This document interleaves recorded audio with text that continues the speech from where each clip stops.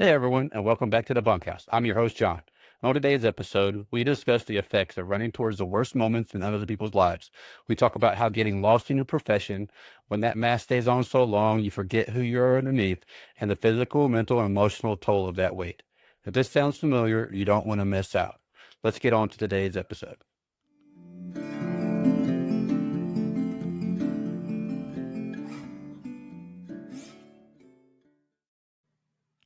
Hi, hey everybody, and welcome back to the Bunkhouse. Today with me, I have Andrew Stokes.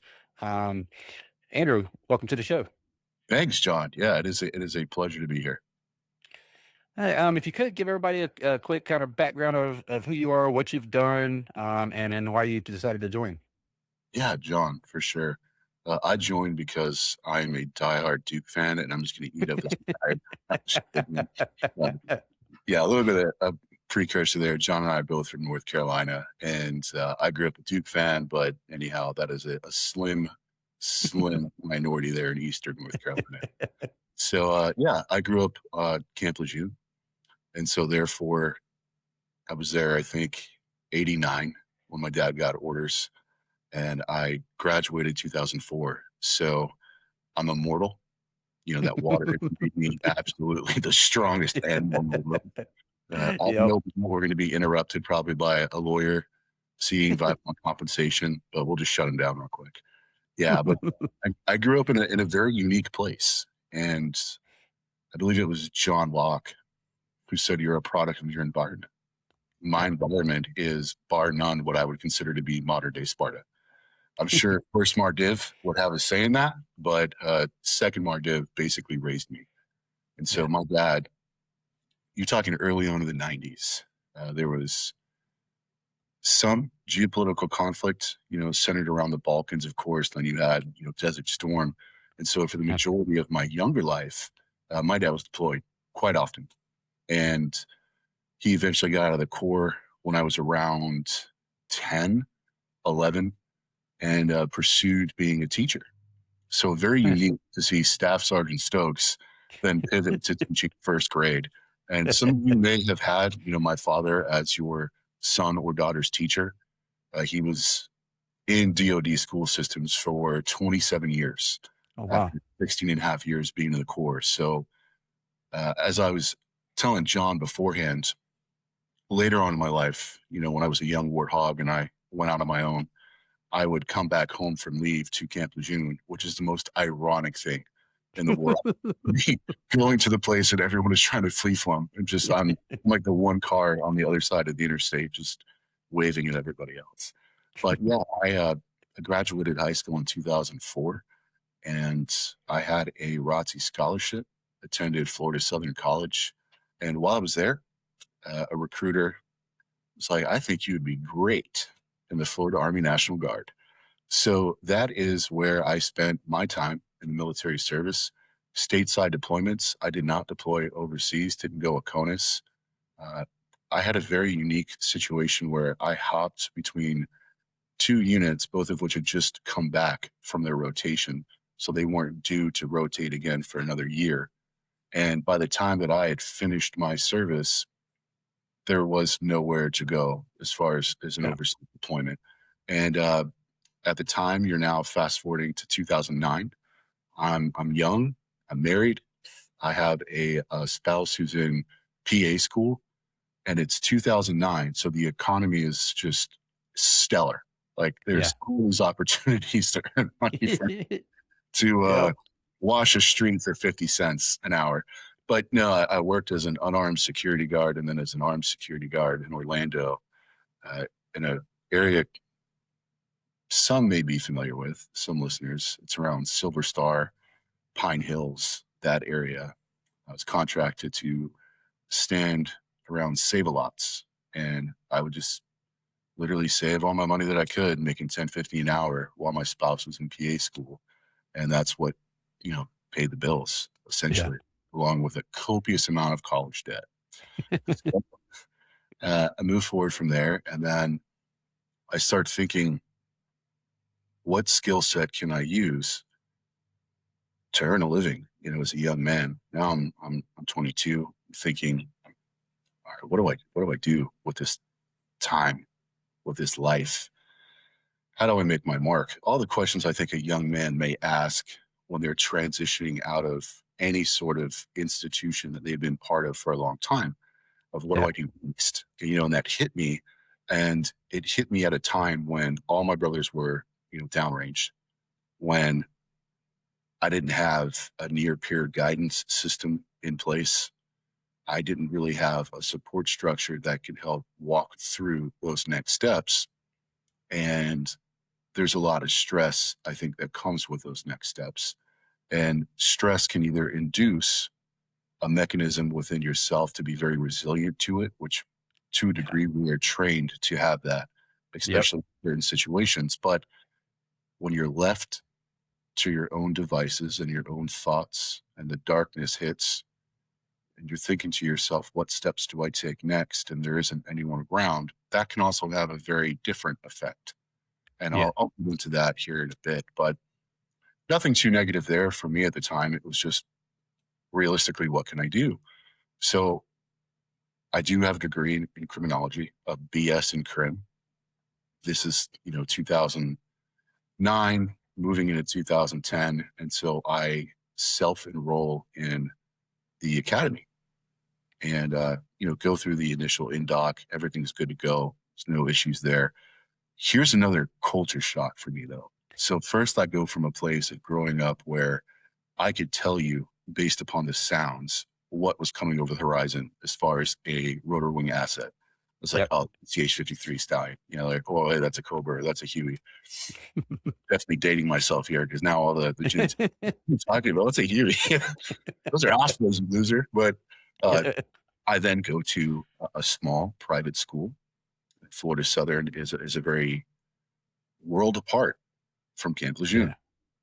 And now I'm going into law enforcement culture where I had no prior background experience other than any other American maybe that watched, Law and Order or Rin Tin Tin K9 Cop, or One Yep. Adam 12. I'm sure the list could go on for everyone. But I didn't have any background in that, John. It was just very much, I like the value system. I think of this broader profession. So I also have a background academically in some parts of this with a Yep. parent in sociology in there. So what something I think I could explore would be this. And I enter my name in the foray. Rejected right out of the Mhm. gate. There was a freeze for the particular department that I was trying to apply for. And in Yeah. 2009, that was very common. Government funding just shut down. There was a pipe dream to get into the feds that just was not happening. So the sites of going local were pretty much what you were left to. And then Right. sponsorship through the academy was unless you were willing to go into corrections, that was just a no go. There was not going to be a sponsorship for you. I thought about, well, do I move out of state? Do I try to go back home to Eastern North Carolina and maybe, align myself with getting into a position there? But given the fact that my spouse had just now graduated PA school, was looking for a position near her family, that also was just out of the picture. So I'm Yeah. going to put myself in a environment I don't really know anything about, insert myself into a culture I don't understand, and become a very polarizing figure simply because of what I'm wearing. Yeah. Excited to be here. Let's do this. Polyester, what a great choice. Couldn't ask for anything better to wear. And so I go through the Academy of Deputy Commander, and it's night academy. So I worked at Home Depot during the day as a lot technician, just slinging bags of whatever or lumber, whatever was needed. Yeah. That's what I did for minimum wage. And then I'd go to the academy at night, and that was about a year. It's 10 and a half months. Okay. I take my state exam, good to go. And there's a recruiter standing outside the door. I was the first one done with the state exam. And I finished the exam in less than an hour. And it's not because I have some incredible ability to retain information, Yeah. decipher, make a rational decision, and move forward at lightning speed. It's because I was forced to study 8 hours a day, the material, or I was going to Yeah. get burnt out by my wife. Yeah. So option A sounded a whole lot better than option B to me. So I walked out, and I remember one of the proctors. He was an old state trooper guy. Was like, according to his hash, probably Yeah. I was like 30 years on, Oh, uh, wow.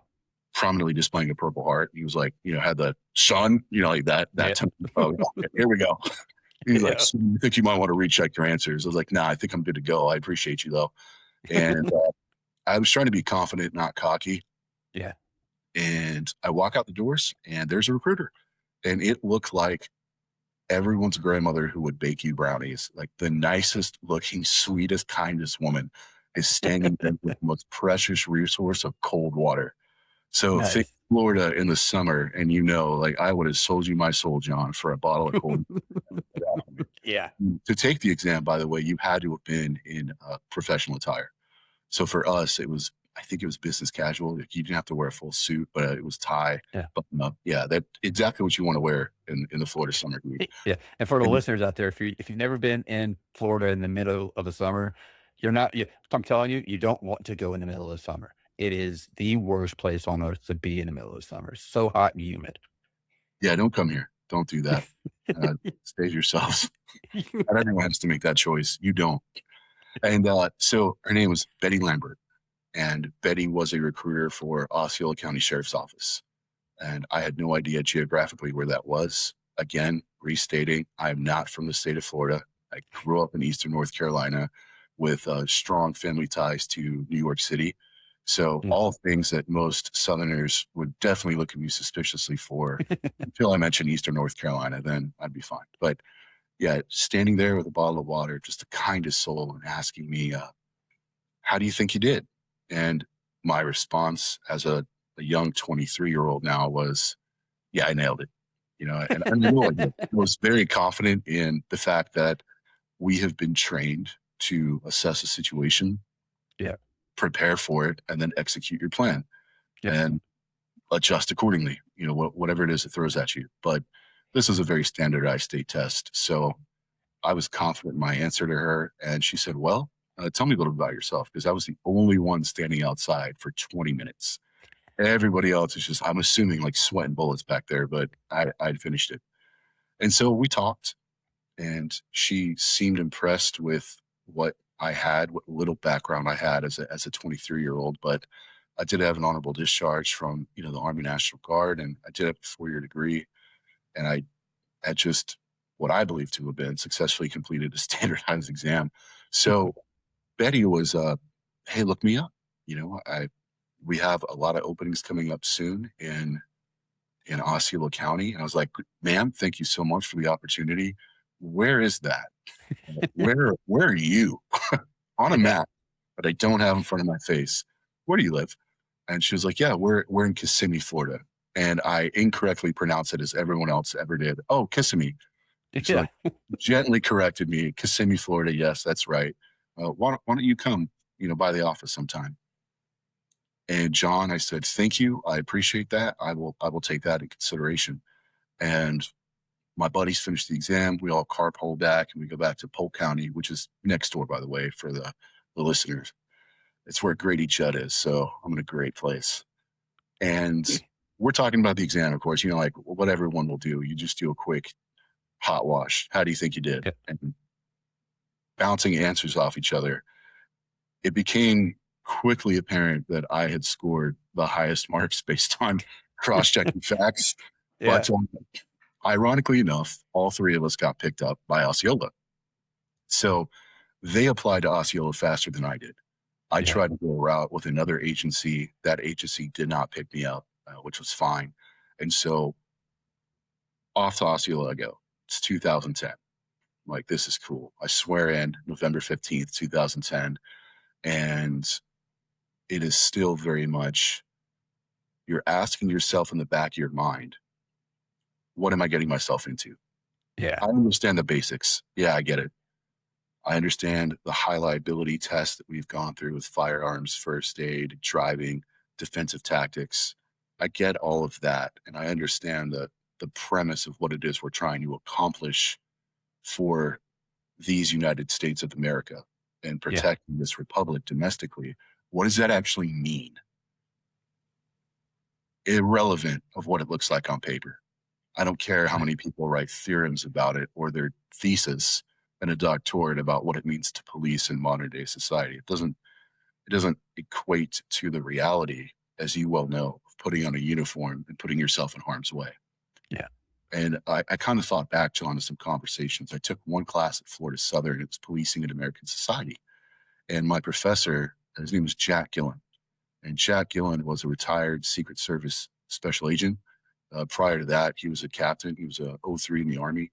And Jack earned a master's and was a beat cop in DC in the 80s during the crack wars Oh, before he wow. became a special agent. His stories were wild and they were incredible. And what I loved about Jack was he was very candid. Yeah. He was very candid in a college class that most people came from environments of very wealthy families. Yeah. Definitely very few of us were on scholarship, I would say, at that time. So Jack was just like a refreshing breath of blue collar grit that I'd kind of missed from back home. And that is one thing though that Jack did mention that kind of came back to life in my mind was I recalled that conversation about the streets are a different animal. Being a Yeah. cop is completely different than talking about it, reading about it. So away I go.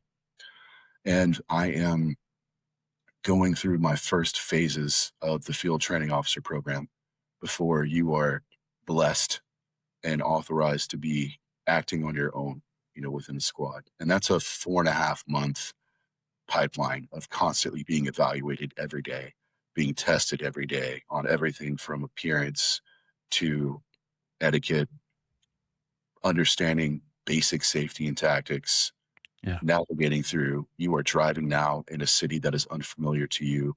Well, with Osceola, you switch every phase, day shift and night shift. Oh, man. It is also the third largest, I believe, county in the state of Florida.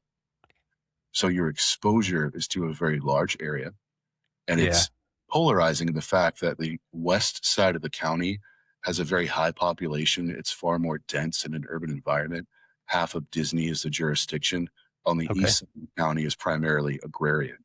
There's a true heritage in Osceola County for cowboys. They Huh. ran a lot of cattle through Osceola stemming before the Civil War. And so what really settled that area was agrarian. And that is why you have a deep rooted sense of heritage and history surrounding those sort of what you would say cultural icons, being a cowboy, Yeah. working on a farm, working on a ranch. The main thoroughfares, Earl Bronson Highway. Earl Bronson, I think, had property in 7, 8 counties. Maybe Oh, it was wow. it was alleged that it would take him about 2 weeks by horse to get across all of his property. So imagine like Goodness. now the volume that's pushing through a place like that. And now you Yeah. fast forward to the early 2000s and you have an influx of a lot of Northeasterners, especially from the Bronx. And you got a lot of people from Ponce, Puerto Rico. You have a fairly large Moroccan population. You have a lot of people moving in from Brazil and then sprinkle that in with international tourism 24/7, 365 to see the Yeah. mouse. And now you have on the other side, dudes are wearing some like airtight Wranglers, boots. You know, it's a Ford country, by the way, John. So every jacked up F-250 is there. Yeah. And then just about a couple of miles west is every Honda that had dreams of being in Fast and the Furious. So class culture is just wild. What Oh, was really wild to me was your immediate exposure to the human condition. right. There's a reason why I think they call it a front row ticket to the greatest show on earth. And that's what basically patrol is at first. But it wasn't great to me. The exposure to violence was fine. You can imagine, I think, growing up in an area like Camp Lejeune, I'm not saying that people are violent to each other. So to Right. say violence is, in fact, a gold standard of communication, and it Yeah. has been used the world over in a diplomatic sense, ironically, Second Mardiv is no stranger to that. So by proxy, it was not a stranger in my life either. There were personal situations growing up where I had a lot of exposure to domestic violence with extended family. And that is something that imprinted on me from a young age. I was very up close and personal to an uncle committing an attempted murder. My other uncle tried to stab him in the throat, barely missed, and then just a lot of physical altercations. But you're also talking a time when it was perfectly acceptable for men to decompress by getting slap drunk. Yeah. And then what happens, and it's just kind of pushed to the side the next day after the hangover, like, oh, that's just fill in the blank how he acts. Yeah.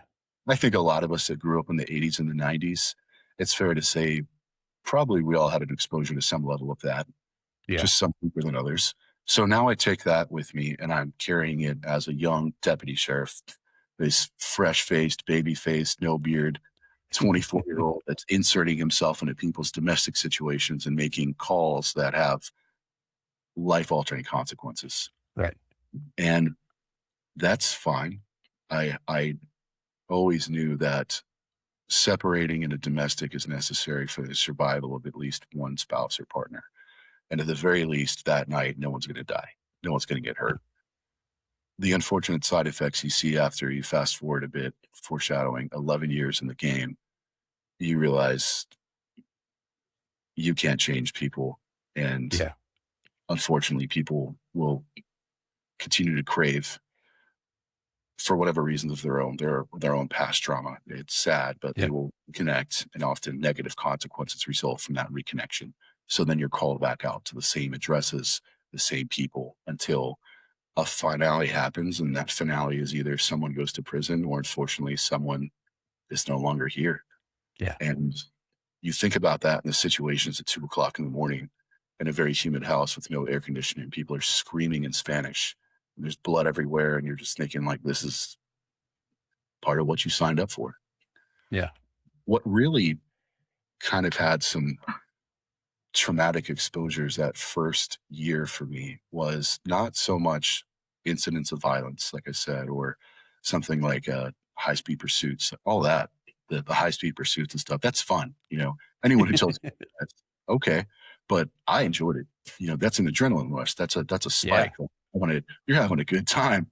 How Yeah. often you push your car X amount of miles over the speed limit, I will say, because I don't know if this podcast is going to make it to those agencies or not. Yeah, but you're going probably well over what policy posted in some instances. Totality of circumstances there, we'll put it that Yeah. way. Yeah. Yeah, Exactly. and Yeah. you're absolutely after to make sure like whoever was committing a forcible felony in progress will not commit it again. And Yep. you were going for the gold on that one. And when you see 5, 6, 7 units responding and you've got aviation overhead and canines with you, you're like, this is awesome. Like Yeah. this is showing up as a full presence of authority with your brothers and sisters to make a difference in the community. Yeah. And one example of that really stood out. But before I get there, what really was kind of hard for me to process at first, John, was having so many people die in my arms. I did not expect to go to so many med calls. I thought there are firefighters and medics, and they are very Yeah. good at what they do. I had two uncles that served in FDNY for 20 years apiece. Yeah. I think they go to those calls and handle them most of the time. And we only get called if the person's a combatant or if there's Right. real. That's not the case. And when you have med no assigned vitals calls pop up on your screen and you hear that alert tone, you're more than likely going to beat FD there every time. It's not even a question. You're faster, you're more agile, you're in a cruiser, they're in a giant truck, and most of the time, because their policy, the engineers are coming to in a separate rig. Yeah. So you are the one that's cracking that chest open, and the family members are screaming at you to save that person's life. Despite the fact, if you just look up at the table, there's a countertop full of medication. There's evidence and signs that this was coming a long time ago. But Yeah. you were the one there that is now representing the finality of that moment. But you're also the person that's trying to make every life saving effort because that's what you're trained to do. And so, no matter how many times you crack that chest from CPR and those ribs break, and you're pushing and you're putting the probes on, and you're waiting for them, the AED to respond and let you know what the next sequence is, in the back of your mind after about 3, 4, 5 times of that, this more than likely isn't going to work. Yeah. And that's hard after a while. And you know that it didn't matter what kind of life that person had. There's loved ones that are just desperate to have one more moment with them. Seneca said each day is its own lifetime, but there comes the end of a lifetime for all the lifetimes. And Yeah. when they're finally presented with that reality, it's very abrupt in your face, and you simply have to internalize, compartmentalize that, and you move on to the next call. What that evolved into, John, was just recognizing somebody's very worst moment in their entire life was your Tuesday at 4 o'clock, and you still have 6 more shifts to go that week if you didn't pick up OT. Yeah. And how you lived day to day to day. There were some instances where that frustration worked out into a fight or into a situation where you had a forcible felony in progress again. And those were exciting, and those were nothing short to me of fun. I liked chasing at that level. I Yeah. had one, again, I was a baby rookie. I was in phase 2, and my FTO lived in the neighborhood. It was called Buenaventura Lakes. At that period of time, again, you're not talking about the highest FICO scores live around there. There are no courses or country clubs. Yeah. It's predominantly lower income families move from places like the Bronx, Puerto Rico, and or somewhere northeast like Boston. But that's where they've congregated. And he was kept like all night, John. He was like, "Yo, I need to see you get into a fight.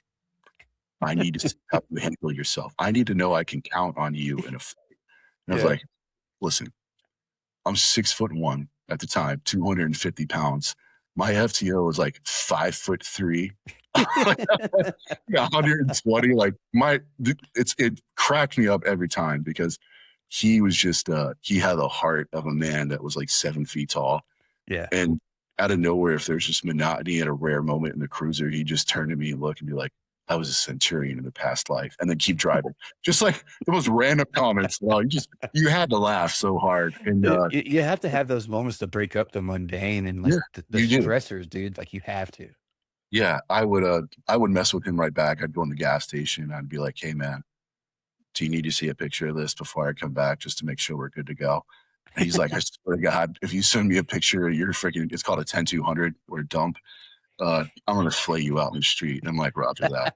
We'll save it for another day." So I jumped in the car. One particular time, it's called the 10 code is a 21 or a burglary in progress, and it Okay. was to a fun sports fun center, ATVs, motorcycles, things like that for Okay. sale, and it was not a typical alarm that went off. They had something called Sonatrol, and it was great technology to protect your business to where there's active listening activated when that alarm goes off, and Okay. it leads directly to law enforcement. So Nice.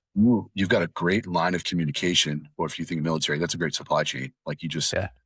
signal sent over, it's good to go. And now our comm center has real time notifications of what's happening there, and they're sending it directly to us in patrol. So your response time is dramatically reduced because you can Yeah. pinpoint the area, you can isolate the threat as best you can without getting eyes on you, and then move in. Well, one unit pulled in. Dude is like, used to pitch for the Yankees. He's Okay. 6'5", 250 pounds. He's just a unit. The guy's just a unit. And the nicest country boy like you could ever meet. His name's Jack. Just, dip in. Just a good dude. Like it was a great working with Jack. And I'm again phase 2 rookie. I'm not exactly small, but Jack really is one of those guys where you turn to and you're like, dang, That dude's big. can't take Roy, but like maybe one day I can get you. But so the situation this particular time, my first exposure to a fight, so to speak, on the job was there is a constant crime wave that's bubbling up from South Florida, and it moves through North Florida throughout holiday seasons. So we're talking now, we're January, February, so we're just after the holidays. Yeah. And typically they're Cuban rings. And they'll move up and they all have specialties: carjacking, retail theft, what now we call organized retail crime. And some will do cargo thefts, just straight like cigarettes and push it up the Oh wow. 95 line, stuff like that to Yeah. go overseas because there's always a laundry list of things that they want from us, like baby formula, et cetera. And so this particular group had the bright idea that they're going to go after ATVs and motorcycles. Okay. Well, they got caught between two giant fences. and there's a massive oak tree in between that, and there was funneling them nowhere to go. Yeah.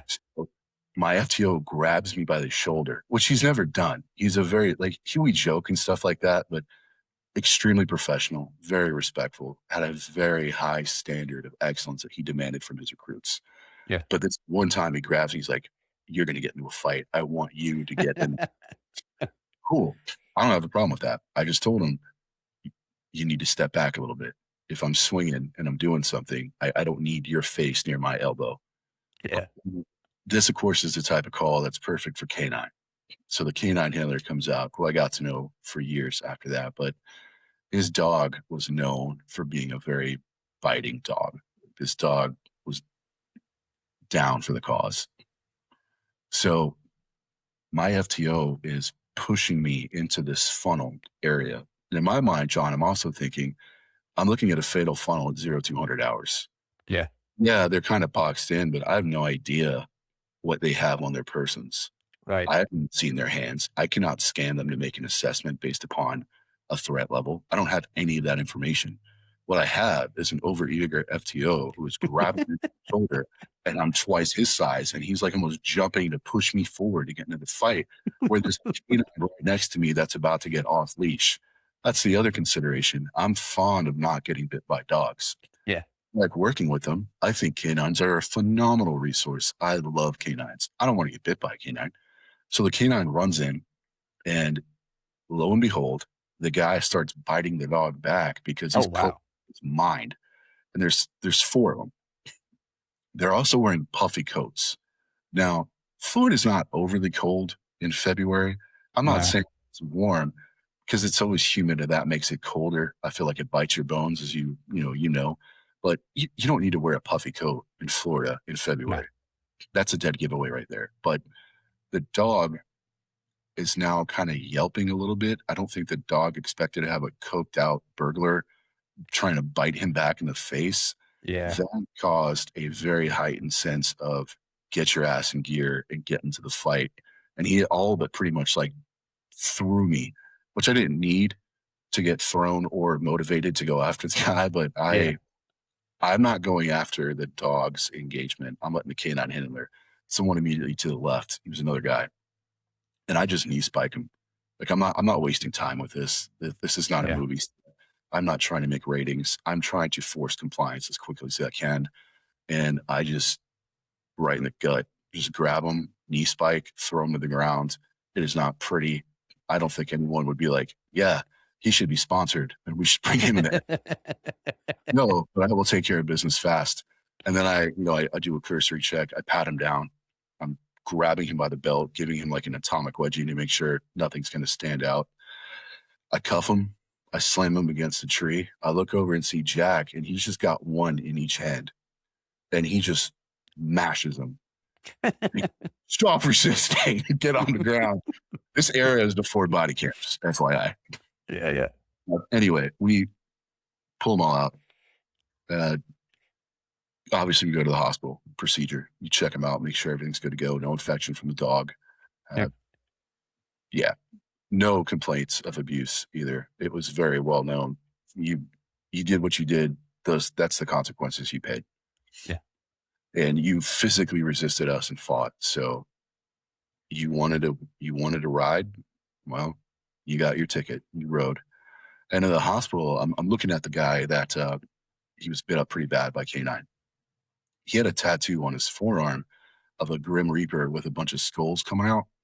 This is way before Sons of Anarchy. I just thought Yeah. to myself, that's like a super stupid tattoo, bro. Like, okay.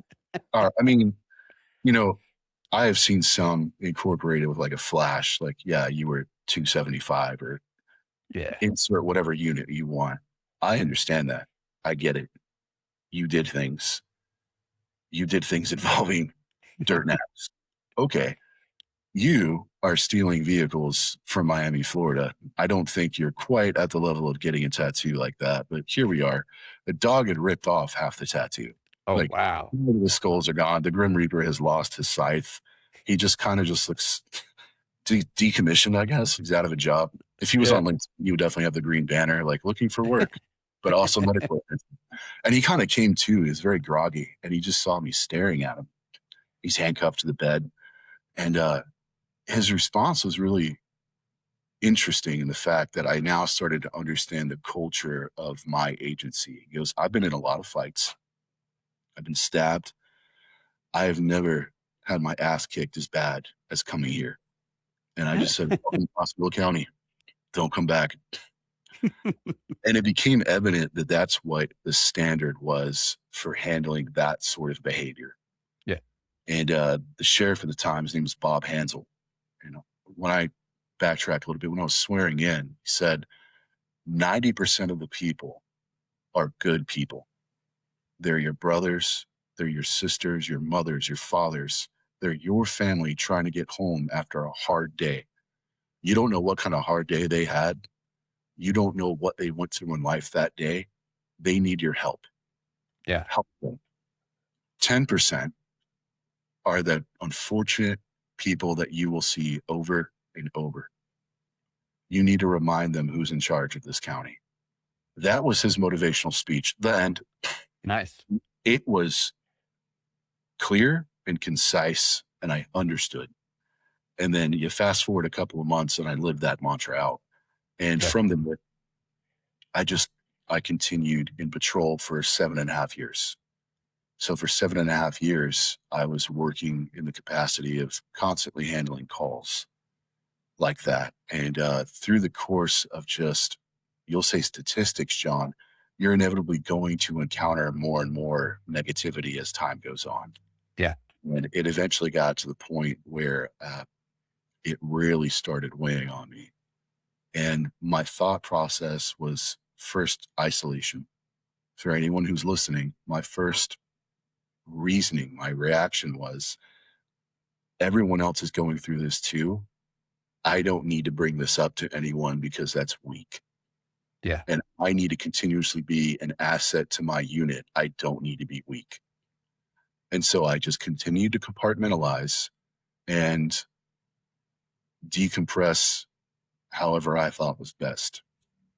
And that is one thing that was accepted in the culture of law enforcement where decompression involving alcohol or sleeping around or taking a couple of painkillers was acceptable behavior.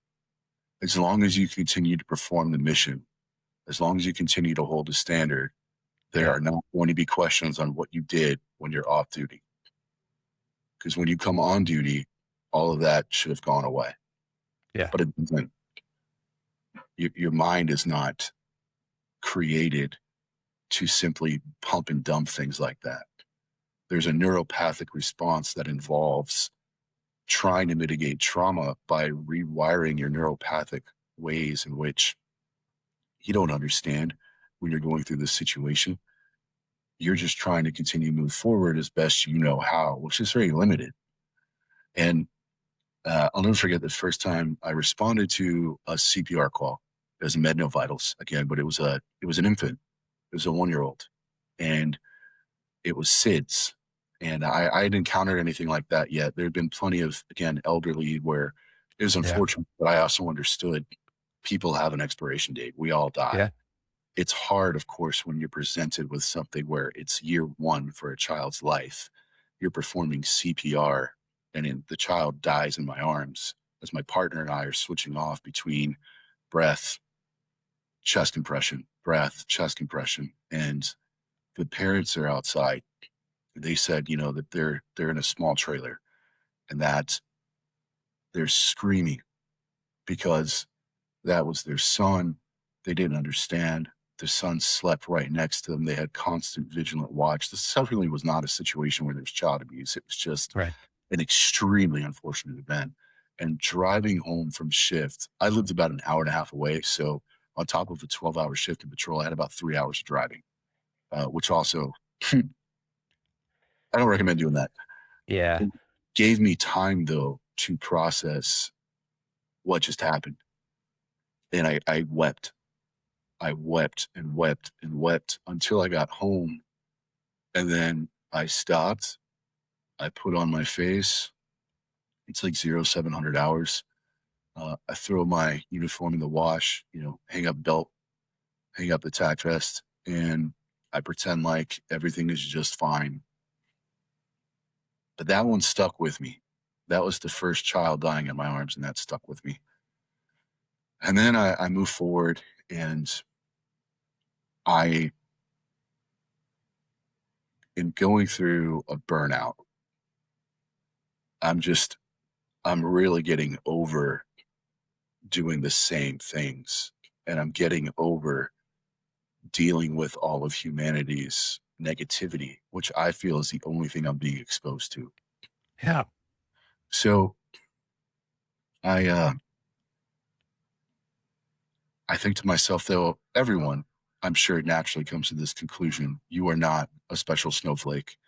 There is no need to seek help or counseling. You just keep pushing through. I Yeah. volunteer for the emergency response team, which Osceola County has that. It's for a mobile field force. It's for reactions to natural disasters, biological or chemical attacks. And within that, there's a force protection unit made up of riflemen snipers where you protect the mobile field force line. And all those dudes were on dope. They were all narcotics units. Yeah. So you're thinking the cops have, like long hair, don't care. Just they got it made. Their UC cars they're mint. And it was cool to be a part of that unit and get exposure to their level of law enforcement Yeah. at the time when you're still on patrol. And I had a great relationship with them. One of them wound up being my partner a year later in property crimes. But uh, I was a rifleman, cross trained as a sniper, but I was a rifleman, and they were snipers. So one of them, uh, he was from, he was Rhode Island, and just wildly proud of being a Boston Red Sox fan and Patriots fan. Of course, at the time, I don't know, kind of like who wasn't a Patriots fan, right? It's such a huge bandwagon. But when you win that many, Super Bowls, Yeah. hey, get it. But I was a diehard Yankees fan. My other buddy was a diehard Yankees fan. So that was a fun little baseball rivalry to have. And then you get a little bit more exposure of, I want to do something else, John. Like I want to Yeah. move in a different direction. So I wound up not doing a different direction for a bit. I just moved areas. Instead of working on West 192, I moved to an area called Poinciana, which was predominantly like 98% Puerto Ricans from Ponce or from New York. So I, of course, blend in perfectly. I look like, who's that guy? He belongs here, right? Yeah. Uh, yeah, this actually got to a point now where, due to not seeking assistance, due to internalizing everything at this point, you're talking year 7, year 8, I had, I left my house, left my wife. It's like, I can't do this anymore. And so instead, I moved to a small apartment in Poinciana. And how that manifested was extremely negative from a personal relationship perspective. Instead of communicating, instead of Yeah. being vulnerable, instead of being honest and open, I was very closed.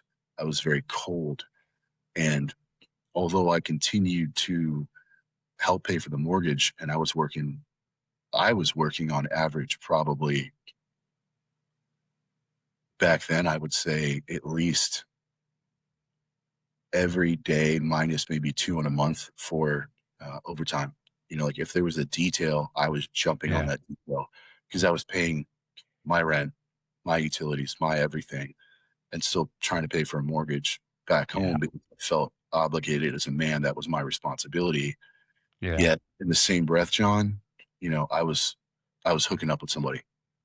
I was completely living a double life there, and got into a relationship where I thought, oh, I love this girl. I love this woman. Claims to have been pregnant, was pregnant, not my child, her husband's.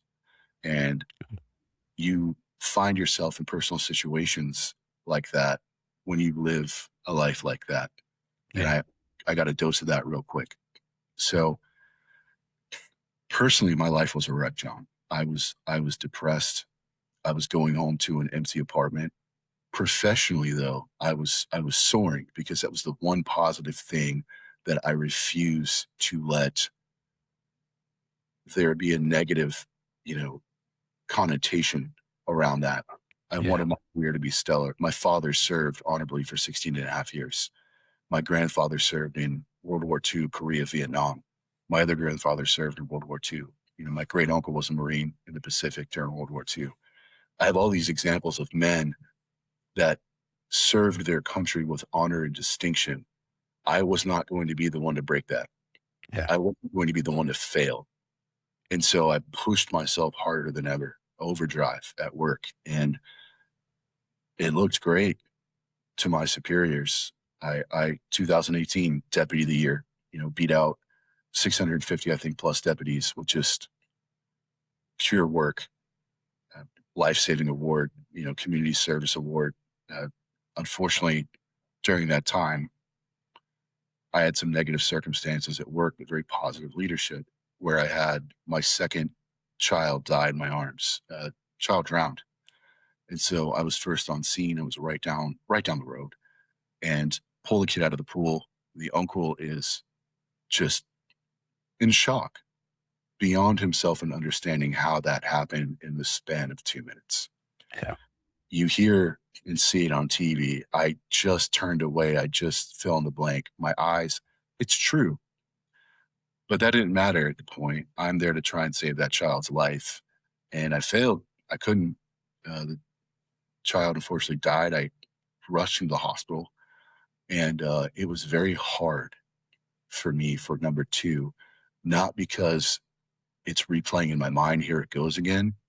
It's because it was the nurse's first time having a child die in her care.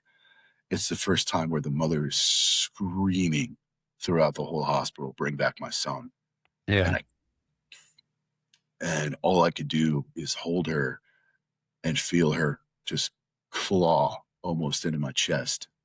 And I think to myself, this is what you need to do to help her. This is this is your mission right now.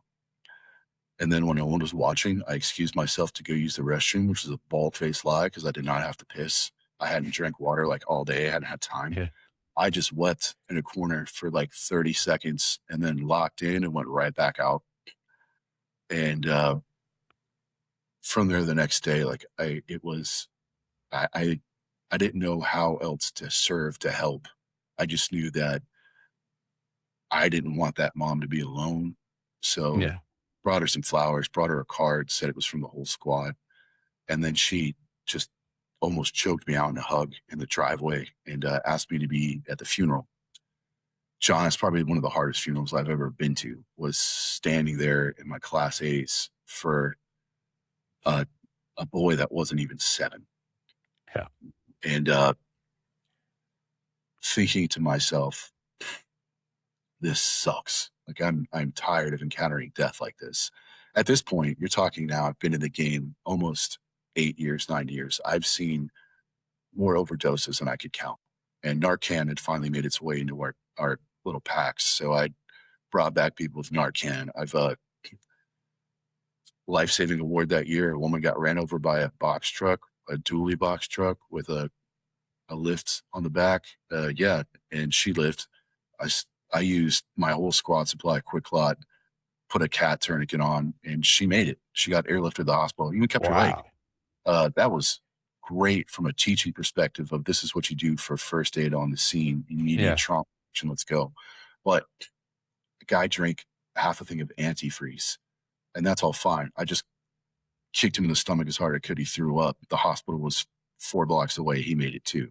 But a 7-year-old died. I could not do anything about that except try and help the mom move forward and be positive about that. But in my personal life is a wreck. My professional life is soaring. Deputy of the year, employee of the month, all of these accolades and awards. The sheriff himself, you know, giving me a challenge coin, his coin, and then promotion to detective. All right, now I'm working Grand Theft Auto and property crimes in the same area. I was just in patrol. You know, I stopped a burglary ring that went federal, and things are looking good for me from that perspective. But personally, I'm miserable. Yeah. I'm going to a dark room in a dark place in my life, and I'm thinking maybe I find love with someone else.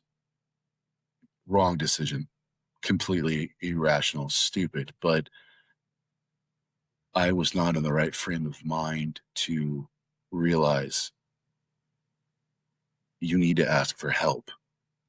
This isn't it, man. Like, Yeah. there wasn't a brother that grabbed me on the shoulder and said, "Hey, I see where you're going. I don't want you to keep going down that road. Take a knee. Let's go a different direction." And so I kept moving in that direction, John, the wrong one. Yeah. And that relationship obviously wasn't much of one of anything, and it ended. But it got to a point then where I realized I was absolutely alone. I was too ashamed to come to my father and tell him how I had become as a man. I could not come to my mother. She couldn't understand half of the things I had seen at that point on the job or engaged in. And so I took a 44 and stuck it in my mouth, and I cocked the hammer, and I thought, in 2019, this is this is it. I'm done. Didn't even make it to 35. I'm done. And I just had a thought in my mind of how my parents would react, how my wife would have reacted, how my sister would have reacted, how my platoon, my squad would have reacted, my partner. And all I felt was, at least the shame will go away, and I'm not going to have to live this anymore. And what I did, though, in the very next thought, John, was I had this idea that if you claim to be part of a profession that's selfless and you claim to live selflessly, you're about to make one of the most selfish decisions you could ever make in your. That's the final selfish decision you can make. Yeah. And I'm not judging people that have committed suicide.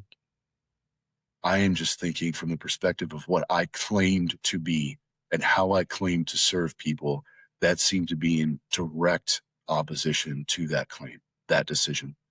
And I put the gun down, and I called a brother of mine who's an Air Force vet.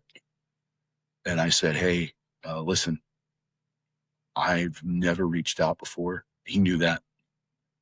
I'd always played John, the guy that would listen to other people Yeah. and try and try and help and try and help and try and help, but I didn't need help. I'm good to go. I'm good to go is probably the most used phrase I've ever heard a guy say to another guy, besides I'm fine, except for, in our culture, I'm good to go is what we say. Yeah. Far from it, brother. Far from it. He heard it in my voice, and I just said, "Hey, I need you to come change the combination of my safe. I'm going through a dark time right now. I would never use my duty pistol to do something like that. I couldn't. I just simply couldn't. But my personal weapons, I need you to lock them up." And he did. He drove 3 hours that night just to come do that and sat with me and talked. And he was the first one to say, "You need to get some help." And part of the stigma of that is a fear as well that I know other listeners who've served in whatever capacity, that that puts you on a radar. You're marked. You can't perform your duty. Yeah. Once you admit something like that you want to inflict self-harm, you are no longer an asset. You cannot perform on your team. And that's something I did not want to give up. Part of the reason is we're at critical shortages all the time. We simply did not have manpower. I thought, how selfish of me would it be to take away from the very few people we have even being in the field? I can't do that. I can't be that. I can't say anything. Yeah. Keep my mouth shut.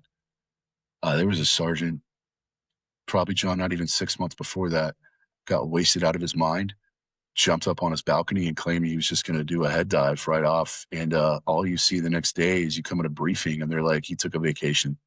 He took a vacation became code for, you knew what was up. Like, someone finally met the limitations of what they were dealing with internally and they Yeah. cracked. And then through that, healing happened, or they put up the badge and they were done. So I wasn't ready to put up the badge. I wasn't ready to be done. I still, what I believe to be, had a mission to complete and to perform. And I wasn't going to let my squad down, like above Yeah. anything else. My personal screw ups, my failures, my lack of seeking help, my poor choices, my mistakes were not going to affect my squad's performance. They were going to have backup. They knew I would be there on scene. They could always depend on me. I refused to be undependable to my people. Yeah. My brothers knew I had their six all the time. It was not a question. That, though, also puts the pressure when you don't seek help of making it worse. So Yeah. living through that, I finally then go to a counselor, and I pay cash. I don't use my insurance card. I was paranoid it would be flagged. And John, this guy looks like a Puerto Rican Mr. Rogers. He's in his like he's in his little loafers and his nice little sweater, and just a nice dude. Like, he was a Yeah. very peaceful dude. But he starts talking to me about 9/11. And when I was 15, I think the reason why he asked was due to the fact that am in the generation that experienced seeing and growing up in the global war on terror. Like, we're definitely from the GWA generation. But Yeah. while I'm 15, as I stated before, we had a lot of family that was in New York. That's where I'm originally from as well. And my uncles took me to Ground Zero in October of 2001. Oh, So wow. 1 month, 9/11, I'm standing there. I'm looking at the blue lights. I'm looking at, there's still a bit of sediment swirling in the air. There's missing child posters, people posters plastered everywhere, all over cardboard. And it was so much sensory overload at the time of being 15 and thinking, I don't have a future in doing anything other than serving. Like, that was my only thought at the time. Like, what else is there if not to make sure this never happens again? Yeah. And then going back to Camp Lejeune, of course, that just reinforced it. But uh, seeing the rescue crews working at Ground Zero and experiencing that for the couple of hours that I was there just imprinted, seared in my memory. But I didn't think, John, that it was something that would have a negative reaction Right. in my life later on. I just, it was something I experienced. Newsflash, 15-year-olds shouldn't experience things like that. No one should, but Yeah. not great for, developmental years. And when the counselor was bringing that up, I wept. It snapped in me. The other questions he asked was related to the trauma and everything that I just shared with you and the viewers. And so I moved forward, and I didn't go back and see him, but I did have the courage to be more open with a brother of mine that was in a different department. I moved in with him, and I slowly began to make more positive decisions. I did not go out and seek relationships with anyone. I started reading more of the Bible and reading Stoic philosophy. I moved out of patrol and moved into judicial intelligence, where I was just investigating claims, threats made against judges, protecting judges, things of that nature. A lot of Yeah. people were like, "Oh, you're a bailiff, you're a courthouse deputy." It was close, just a little bit more active functioning for less pay. But I moved from there, and I thought everything was going pretty well, and it was. Uh, COVID hits. That was fun. And something very unfortunate happened to my roommate, where he was going through his own personal struggles, and his badge gets snatched. There's Oh, nothing I man. can do to prevent it. I briefly relapse and negatively enter into a relationship with another person, but I bounce back and I go, this is going to kill you eternally. You can't stay here and you can't keep doing this. So I apply to another agency to be a special agent with Florida Department of Law Enforcement. And I interview in Tampa. Everything passes, good to go. I move back in with my wife, reconnect. And 8 months later, I still feel this negativity inside me. Like I can't commit, I can't connect, I can't be here. And I flat out tell her, like, I don't love you. I don't want to be in this relationship. I don't want to be here anymore. And I don't want to put you through what we already went through. So a posting came open and I volunteered to go to Jacksonville, Florida. It's a theme with me. A lot of Jacksonville's, but Yeah. Duval is it's a different animal. I go up there and the special agent in charge asked me, hey, I was in organized crime at the time and the protective operations section. So what we did was protect the governor, the first family and any visiting dignitaries. So you were Yeah. predominantly on, yeah, just that was your operation tempo right there. Every special agent with FDLE does that. You have your main investigative purview, but you will also work in protective operations to supplement their their I would say their body, which is they're attached to the hip. Yeah. You always supplement that unit. But there was an opportunity to get into a electronic surveillance unit, and no one else had experience in that area with gang members or street crimes, and I was not in that category. I was fine. So I was like, "Yeah, I'm down to mix this up." Well, that then put me in a liaison position to work with local partners and state partners if they needed it, and federal task forces. So I started working with like FBI violent crimes. I started working with HSI, and most of my, I would say, my client base though was Jacksonville Sheriff's Office or JSO. I can't say enough positive things about those guys. They're phenomenal. I was working with their street crimes unit. They are bar none some of the best law enforcement I've ever worked with. Their SWAT team is every bit of a tier one unit. Like those guys are so well trained, so well disciplined. But the street crimes unit and I formed a really solid relationship. And so I was going after targets for them. Now, to meet threshold for my unit, John, you had to have committed a forcible felony. So in Duval, that means you probably committed homicide. At the Right. very minimum, it was strong arm robbery. Most of my targets, though, were homicide related. So every day, I'm living alone in an apartment still. I'm going after homicide targets. And if not, we're spinning up for a dignitary protection mission. And then unit constraints caused a multiplication in investigative duties where our internet crimes against children unit, because it was all one cyber squad, needed Yeah. additional bodies. So I said, yeah.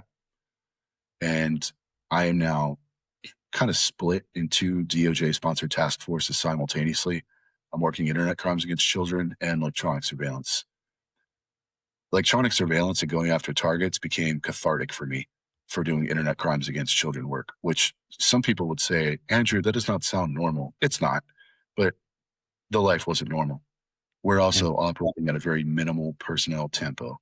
So we are pretty much bare bones, John, and we're spinning up and running 3 missions at a time. Overtime was insane. There's no problems at all for that. But the internet crimes against children was the hardest investigative purview I've ever worked. I'm still to this day will just have memories of some of those investigations seared in my mind. The difference is how I have moved forward and reacted.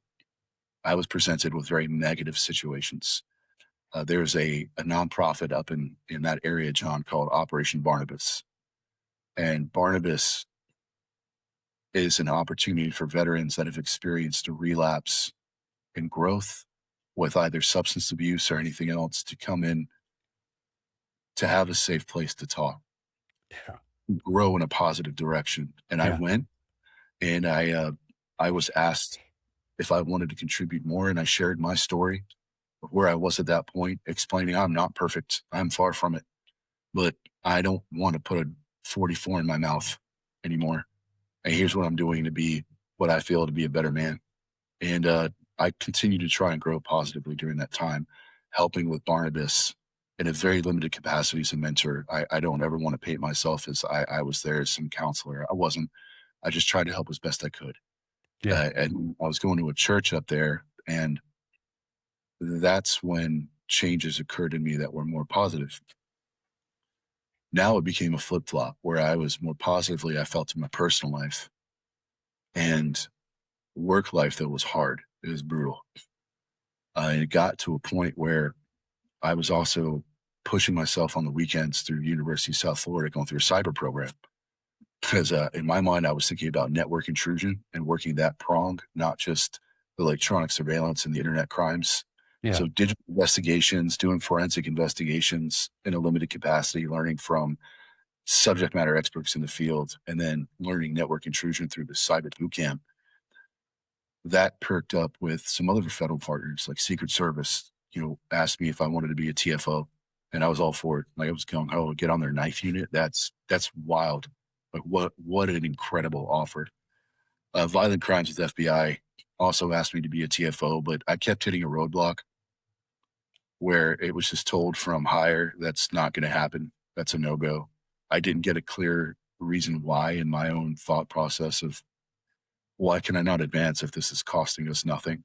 And we're Yeah. going supplemental partnership with a well-funded federal agency, expand jurisdiction and continue to prosecute these type of criminals, which are some of the worst in my Yeah. mind. So I started really praying and saying, God, I don't know where you want me, but I don't think it's here because there's nothing opening and there's no way to advance my career. And I'm not going to remain stagnant. I continuously push forward. That's been ingrained in me since I was a young man. You are not going to stand still. There's always another objective to hit. Yeah. And so I made a, I've never done this before, and I will more than likely never do it again. I submitted my 1 month resignation without having an option. Oh, wow. And I dropped my paperwork on my special agent supervisor, my SAS's desk. And he just looked at me and said, oh, that sucks.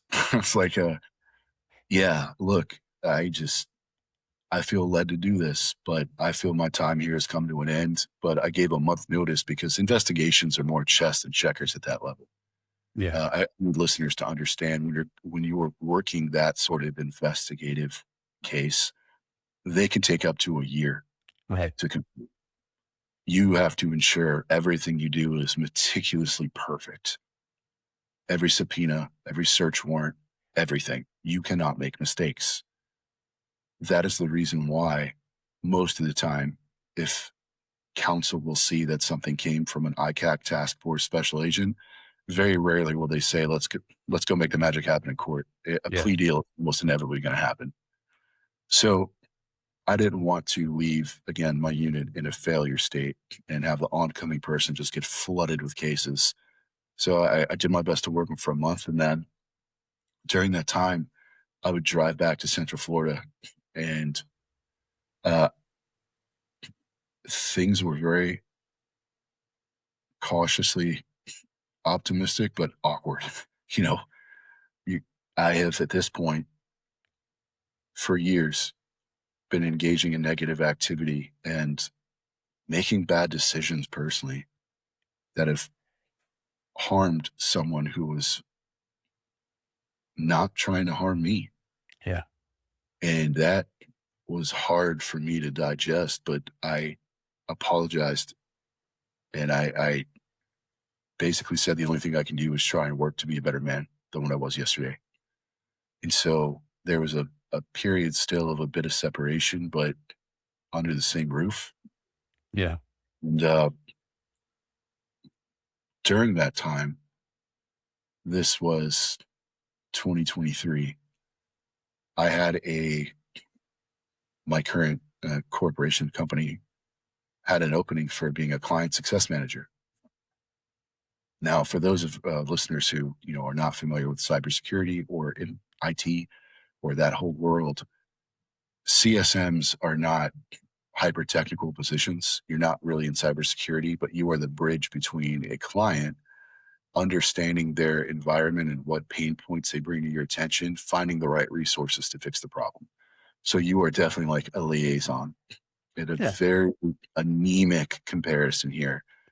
I mean, no disrespect to JTAX, but you are calling in for effect resources to hit those pain points, level them, and make sure that you can move forward to get a recontract. That's pretty much the gig at a 10,000-foot Yeah, gig. so like a pre-sales engineer in like some Yeah. like fields they have pre-sales engineers. So it's essentially the same thing. Yeah. So I'm now, I applied and I get a call saying, "Hey, saw your application. We'd love to do an interview." So I interview, I talk with an executive vice president in sales. The first thing he says is, "I have no idea what a special agent is. What is this?" I was like, "Cool. Yeah. I guess no one watched TV for the last 20 years, but here we are. That's fine." No, so I kind of laughed to myself a little bit. I'm like, well, I'm more than happy to explain how this correlates to the current role and why my strong suits really would bring to bear a much better situation for your team. And I just did a little pitch. It was supposed to be an hour-long engagement. Within 15 minutes, he stopped me. He's like, "Andrew, you're who I want. We're good. I'm going to introduce you to your manager tomorrow." She was great. She's from Miami. She was a trip. And I got hired.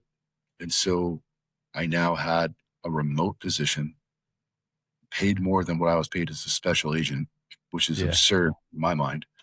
But that's okay. That's something I'll briefly touch on, John. When you are working very odd hours, doing a dynamic engagement at multiple different levels, it is very frustrating at times when your pay is less than 60K Yeah.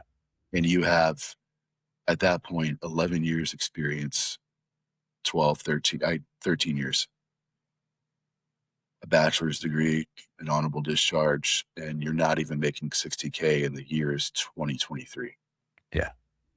Uh, Also, factors like that will come into play. Well, the current company definitely paid more than that for remote work. Yeah. I'm not wearing a black vest. No one's trying to shoot me. It's pretty good. I'm also not investigating heinous crimes and seeing these images of horror Yeah. anymore.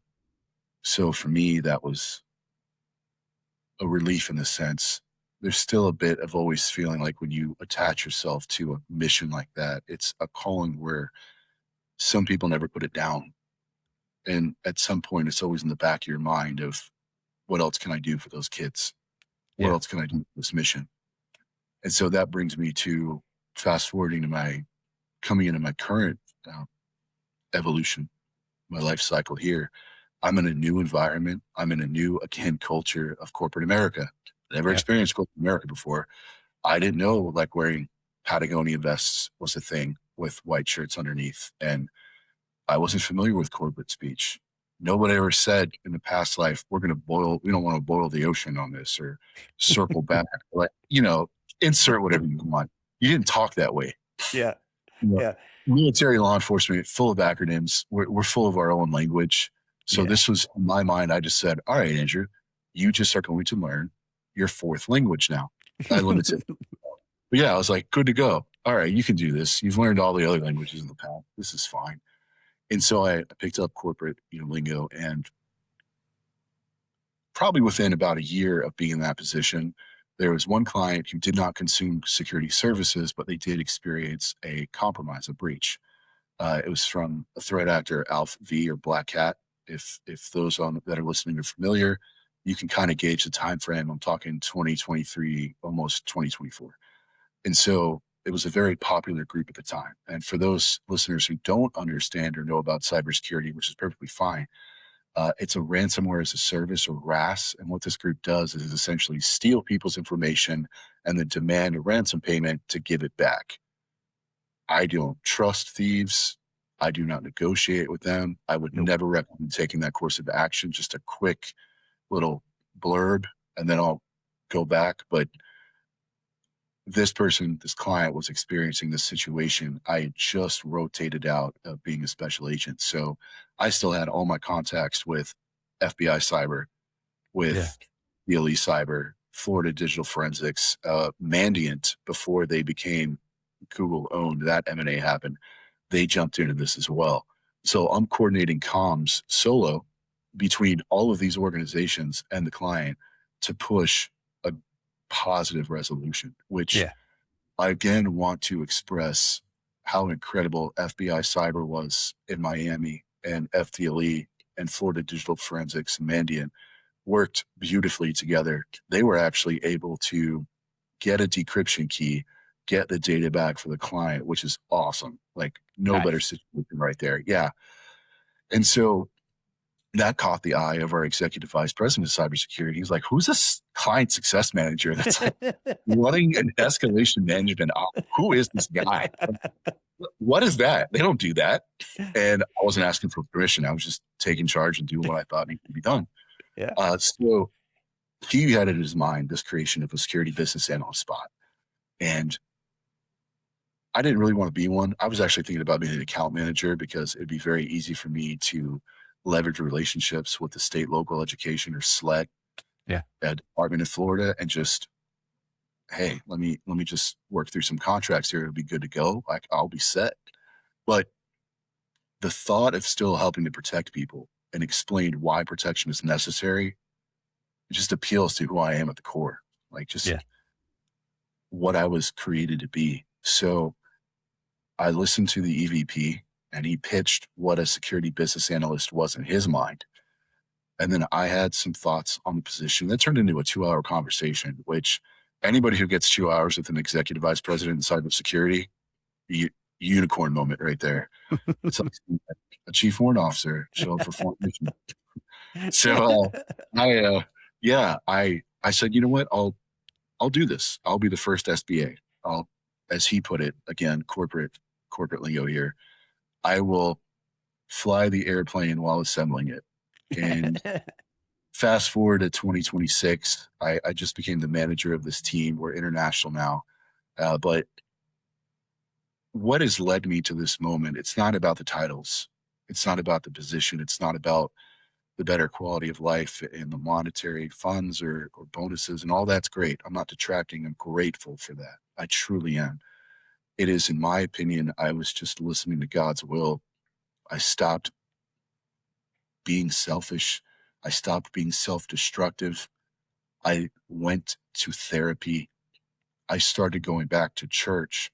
And that is what caused a change in which I was able to focus on positive things Yeah. to where I felt like I deserved them, that it was okay for me to be happy. It was okay for me to pursue something that I wanted to pursue and enjoy a positive effect in my life. And for me, what that manifested into was higher education, John. So I didn't want to be in this role and be stagnant because, as you well know, being a very experienced cybersecurity practitioner yourself and a leader, that's a death sentence. Yes. That is asymmetrical in this cybersecurity world. It is always evolving and is coming from at you in all directions. You can't afford to be complacent. No. Complacency will. And that's technology as a whole. If you're in a technology field, period, regardless if it's cyber, traditional IT, AI space, like that's the case it is on all of it. Absolutely. Yeah, I could not agree more. When you and I guess, in our respective roles in 2023, AI was not at the forefront of conversations even then. No, not even a You little know, bit. and here we are now integrating it in almost every process. Yeah. And with that comes an understanding for me of saying, John, I need to know how to better protect my partners, my clients, and my team. I need to learn. I need to be the example. Yeah. And I took a Harvard class. It's called Managing Risk in the Information Age.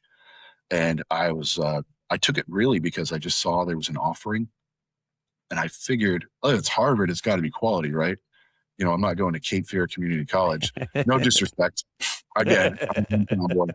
But I took the course and it opened my eyes in how to communicate risk and how to explain to at an executive level to decision makers that are Yeah. CFOs, COOs, CEOs. This is what we are seeing, and this is what we think the best next step should be. It gelled really well with all my experience in my last combined 16 and a half years of service. Yeah. So I took that and I was able to mold it into a talk track, into understanding how now to use that corporate lingo, how to push past it and get at the heart of the matter when I'm having these sort of engagements where I'm looking at metrics from security tools. And it also presented an opportunity that in the course, the assessors and that teaching staff apparently had a very high opinion of me. And I'm also going to joke and just say they needed a warm body and a spot, but they offered for me to be an assessor and grade papers on the Oh, team. wow. So it was, yeah. So I did that for a year. And during that time, I'm getting to see students from all over the world on how they would handle these scenarios that we integrate into the course. And I would highly recommend, if you are interested in cybersecurity or you are thinking about wanting to learn, get your feet wet, check out the course. That's all I'll say. I'm not an assessor for the course anymore. There's no corporate sponsorship for me through this. I promise you. It's just good education is what I try and recommend to people. But that opened the door, John, for me to then say, I know this is a certificate-based course. I get that. Yep. This is not a degree. I'm not claiming Harvard because I went to this course. That's not happening here. Yeah. But I thought, well, if this is supposed to be and it's touted as a graduate level course, do I have it in me to go to grad school? Uh, I had always wanted to when I was serving. Actually, I had a lieutenant that wrote me a letter of recommendation to Liberty. And I kept that letter because he died of a heart attack at the age of 40. And Oh, I'm wow. at 40. But at the age of 38, I decided to enroll in Harvard Extension School. And I was terrified. You're talking, this is Harvard. Now, the differentiating factor for those who don't know or are not familiar with Harvard, which is completely understandable, it's not like I was. Harvard has multiple schools within its umbrella of being Harvard, with a brand of Harvard, if you will. Right. You can go to Harvard Business School, you can go to Harvard Law, you can go to Harvard Medical School, you can go to Harvard School of Education, Divinity. My uncle attended Harvard Divinity, but I chose to go to Harvard Extension because it was an earn your way in admission. You had to attend 2 courses at the graduate level and earn a B or higher. So for the duration of your degree, if you're admitted, every single course you have to earn a B or higher. There cannot be any lower grade. A B minus, you did not pass. Oh, wow. And that is the standard that you have to maintain. That excited me as a young man and as a man who's pushed his entire life, as you will know, in organizations that demand you to meet the expectation and the standard. I immediately felt a connection to that and thought there's no other school I'd want to go to. Yeah. So I'm going to give it what I got. And I'm working during the day building this team we're a team of 2 at this point. So we're very small, engaging with a growing number of clients from 40 to 60 to 80 to now we're at 125 roughly for a team of 3 stateside and then 1 UK member. But now I'm going to school at night and then using my free time to grade the papers and the assessment and continue to learn. And I make it through both courses with a 4.0. And still sometimes I wake up and I don't know how that happened, but I go to convocation, which is the official acceptance of the student body in your class at Harvard on campus. Yeah. And I'm blown away with this feeling of, had I not what I felt like listen to God, had I not chosen to walk a different path, I wouldn't be here right now. I would not be a man standing in Harvard Chapel listening to very educated people tell me uplifting stories about why we continue and what it means to cherish this moment and be part of this school, this university. And political ideology aside, good, bad, right, wrong, that can be part of any organization. No large organization will ever be perfect. It's impossible. Yeah. But to take the positives from being in this school that welcomes veterans, that welcomes a student body that's international, demands a high standard of you, is something that I'm grateful to be a part of and something I will always be an ambassador for and say, if you think you want to attack a similar path, Harvard Extension is a great school. And so I'm still going through that journey, John. It's a marathon. It's not a sprint. I'm self-sponsored. So like some of our other fellow veterans, again, I was stateside deployments only. when President Obama Yeah. was inaugurated, I was part of a task force called Task Force Gator to go up there and help secure the inauguration route, work with Capitol Police, Secret Service at the time. That was pretty much my main stateside deployment, and that was great experience when you're 22, great Yeah. exposure, especially for law enforcement. But for those veterans who do not deploy overseas, some of their VA claims are a little bit harder to process through. And I know, I think statistically, I think it said if you're a National Guard, like 40% are just denied or higher. And that is simply the system that we're working in. But I'm not receiving VA compensation for going to Harvard. I'm not, my position with my company does not have an educational fund. So this is, as the Rangers would say, sua sponte. This is of my own accord. I'm paying out of pocket for this every semester. So Yeah. marathon is something that I'm grateful to pit myself in positions of difficulty of my own choosing. Yeah. And when I pause and I think, John, I'm 40, and where I was in my late 20s and early 30s compared to where I am now, how grateful I am that I paused, I stopped, and I said I needed help. And that there were people there to help me. And that when I admitted that I was not okay and things were not good to go, that there were brothers who were there for me. And there was professional counseling that was receptive, that was helpful, that was not judgmental, and that respected the privacy that you needed in those moments to grow past that trauma. Yeah. I will always be grateful for those men and those moments. And I have no qualms about sharing my story, knowing probably people at my company will hear this. That's fine.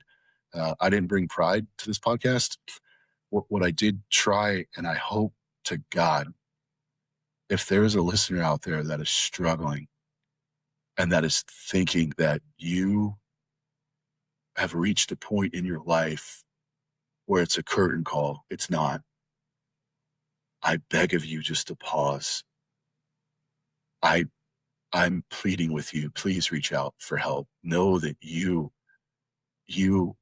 are incredible as a creation and that you have so much potential and that there are people that love you and you are not forsaken and you're not alone. You do not need to feel that you're isolated. You are not isolated. Please connect with help because I did and it changed me to my core. I'm my father, my mother, my wife tell me I'm a completely different man than how I was 8 years ago, 5 years ago, even 3 years ago.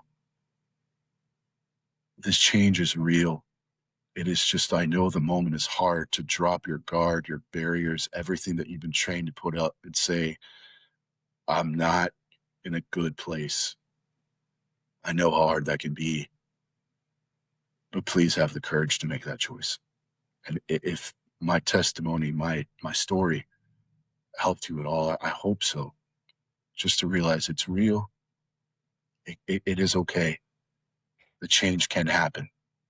You're not alone. I'm grateful, John, that you afforded me the opportunity to share that with people. Thank you. Oh, absolutely, man. It's been an honor talking to you, and I think you hit on a lot of important stuff.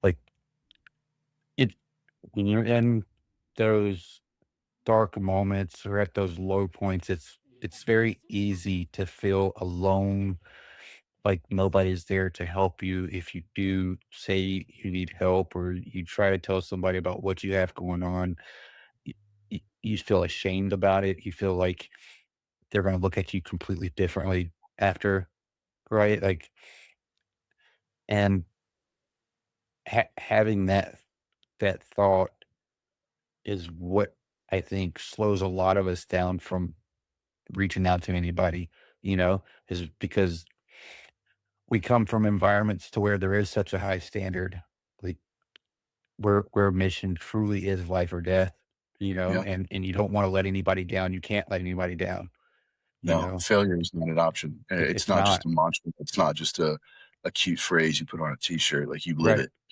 and you know that Exactly. And those listeners that have walked that path, you know that too, you know, to your core. But know that asking for help and healing will strengthen you. It is not weakening you. You will change to be such a better person. Yes. And if you want to break it down to saying an asset class or you being an asset or a force multiplier, you will be. But I feel more importantly than that, through the evolution of my journey to the other side of being in the first Civ div, you will simply just heal and be a better person. You Yeah. don't have to continue living with that mindset. You don't. It's a poison, and it's a poison we feed ourselves, and it's this vicious cycle that I would tell people in the past, you know, I'm vicious with myself because I need to perform at such a high standard. Yeah. There's no tolerance for failure inside of me, of course, except for the personal side, but that is not true. It's not. It's a coping mechanism. Yeah. It's not a good one.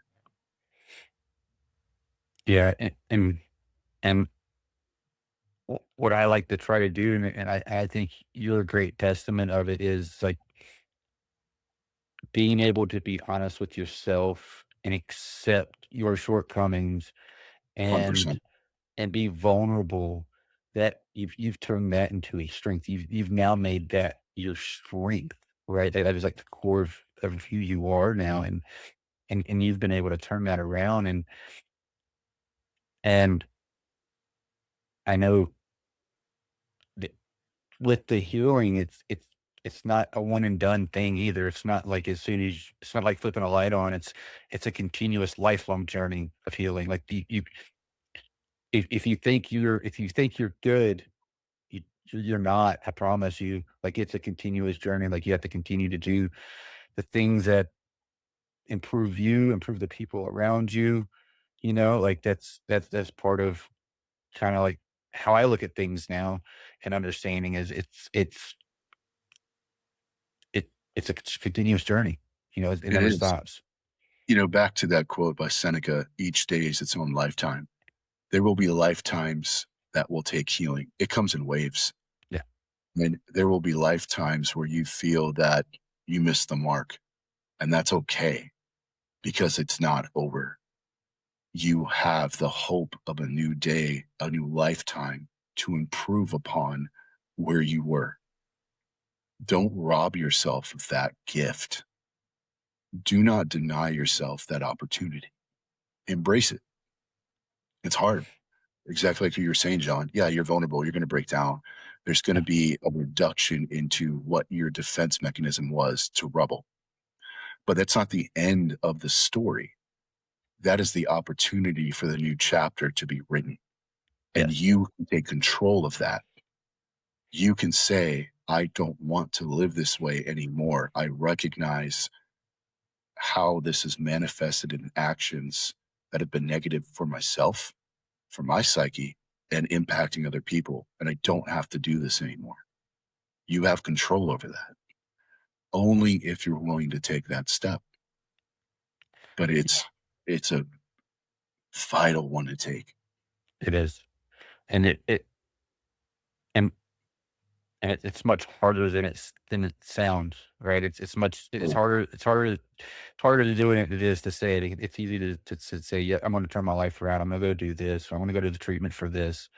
But being able to actually do it and invest in it, right? Because there's been so many times that I've seen people go to inpatient treatment for alcoholism or for their PTSD, and they get out and they go right back into the spirals again and continuing what they were doing before they went in to treatment. And it's it's one of those things that you have to take as seriously as you did your time in service, right? Like whether that be law exactly. enforcement, military service, fire service, whatever. Like you have to take it just as seriously, you know? Um, I love and that. You're absolutely right. It's not. a secondary approach. Right. You are not the secondary priority here. Yeah. You are primary. Maybe for the first time in your life that you could actually view yourself as being the primary cause Yeah. of what it is you're going to do and how you're going to act. Because so often we are also trained and it's beaten in our heads. It is the group before myself. It is Yeah. my team of, and that is true. I'm not by any means saying that's irrelevant or that's an untruth. I'm just simply saying in these moments for healing to occur, move the mentality into saying it's okay to work and heal on myself and that I am the priority in this moment. Yeah. Because if you're not going to help anyone else. No. It's not going to happen. And people need you to help them. There's far and few people that have been willing to raise their right hand and say that I will defend and support this great United States of America. And what that really looks like is defending your brothers and sisters on your left and right. There's very few, precious few people who are willing to make that commitment, not to give entirely of yourself in that healing process. You're doing a disservice to you and them. Yeah. I agree. And it, it's hard to do that, and because in just in service and even, a lot of times in our personal lives, like we're always the one that somebody has to depend on, or we feel like we have to take care of them. We have to keep them safe. We have to protect them, right? Like I got a wife and 3 kids. Like anytime we go out, I am the one that's always my head's always on a swivel because like that's my Right. job, is just to continue to protect them when we're out, you know. Um, that part of me is never going to leave, and that I think that's okay. But there has to be a point in time to where I look myself in the mirror and say, I have to do something to help myself and to protect myself because that's essentially what you have to do. You have to protect yourself, Yes. right? And part of that protection is the growth. And I love that you said you turned your life over to God and saw dramatic changes after the fact. Because same thing. I mean, I went through some low times shortly after my early retirement, and I started putting I started leaning on my faith and growing my faith, and that's when I started seeing a turnaround in my life too. Um, I have a very close and very small circle of folks that I consider really good friends, um, and most of them are the ones that we go to the same church here in the Yeah. area, and so yeah, I mean, and I know religion and those types of things aren't for everybody, but what I will say is it's inevitable. Like it's undeniable, right? Of Yeah. what it does. And what I speak to here is not even a religion Yeah, or the interpretation of how man should worship a deity or God. I chose the path of saying, you know, Jesus is the Son of God. That's my path, but it's faith is what yeah, I'm really speaking to here. I'm speaking to the constant commitment of faith and how that is worked in my life is exactly what I've testified it to be that when I have said okay to God, my life completely changed for the better, and yeah, it continues to improve for the better. That doesn't mean times get easier. yeah, I don't want anyone to suffer the illusion that somehow I'm not flooded with memories of what has happened in my 16 and a half years, that it has been eradicated from my mind. Struggles are now effortless, and that I live a carefree life as someone who follows God. That is wildly inaccurate. All of that still happens, yeah, but the source of my strength is what has changed. It's not me. yeah, I can't rely on me. I will break. I know that. We are not infallible. We're taught to be at some times. yeah, And as we both talked about, John, we think ourselves that we have to be to perform. for our team, our squad, platoon, fill in the blank, but we're not. And really, when you realize that the beauty of that is that you have to be part of a team the entire time. Your source of strength has never been you. It has always been from somewhere else. Yeah, It is just my belief that mine is from God. And I choose to rely on God. And I'm far from perfect. I screw up all the time. But my life is at peace. I've found a point past the storm where I am at peace. that's And I amazing. would love for other people to experience that as they go through their storm. No, that's amazing, man. And I think you're right. It that's how you found your peace. That's how I found my peace. But anybody that's out there listening, find a healthy way to find that peace, regardless of what it is. It doesn't have to be faith generated. It really could be anything. Just it needs to be a healthy way. Something Yeah, that helps with the continuous healing journey. Um, and again, it's a long road. It's a long road to hoe, but it's. I'm telling you, the harvest is worth it at the end. it is. It is. And I know, at this point, 2026, many of us have heard there's no training for getting out, for the transformation, for the There's change. And there's not. there's not. I had a very good talk with a brother of mine, also named John. And John was my first squad leader. And John was in the Marine Corps before he transitioned to Army, but an incredible source of inspiration for me as I was a young soldier, a young man. And what we were recently talking about now was there was a discovery in an ancient culture, perhaps, that had a ritual rite of reintegrating warriors back into society. And how they did it, I'm not quite sure on the details. Maybe if John comes forth in a podcast, he can shed some light on that. But you don't have that in our society, is my point. No. And so you are left often with questions for identity, for what is my purpose? What is my mission? Yeah. What do I even do? Those can be very difficult questions to answer. Not everyone, I understand, John, was able to and is able to move so quickly and integrate into a new career or a new path and just keep blazing forward. I know that's not everybody's story. I get that. But the piece with transformation is something that can be part of your story. Yeah. And that's really such a vital point, I think, of our conversation here today. Hey, some people find it very cathartic to go to national parks. They're free, by the way, for veterans. Yep. Enjoy. You know, there's some beautiful places just to get lost for 8, 9 hours.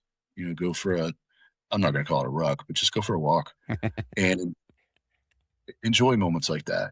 Just find something that is healthy that can help bring you peace. Yeah. And Andrew, dude, it's been a pleasure talking to you, man, and hearing your story, man. I really hope that somebody listens to this and can find their way to peace the way that you have, brother. I mean, nothing less than inspirational, man. Honestly. Thank you, brother. I appreciate it. It's been an honor for you to have me. I'm grateful. I truly hope that is the most important thing that would come of this story. It's just helping someone.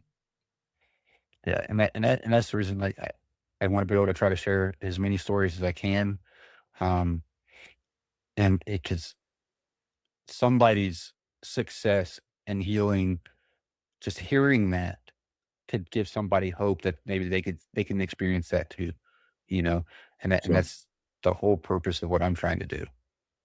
absolutely. No, John, it is a fantastic mission. All right, man. It's never when you help someone else. Thank Yeah, you. no, absolutely, man. Thank you guys for listening, and as always, be the light in someone's dark. Absolutely.